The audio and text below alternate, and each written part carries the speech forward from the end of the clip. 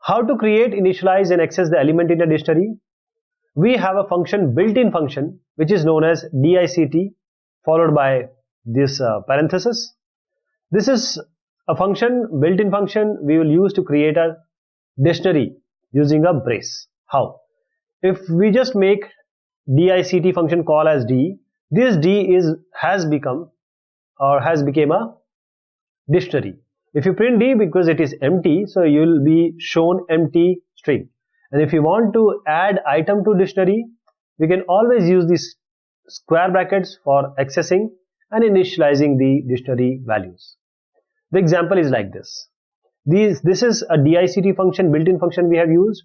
We have given it to h, so h has become a dictionary. Now this is h, this is the key, and this is the value. So with this key, this value will be assigned. With this key, this value will be assigned. If you want to print h, this dictionary, it will be the key value pairs, key value. This key in single quotes, colon, the value in single quotes, like this.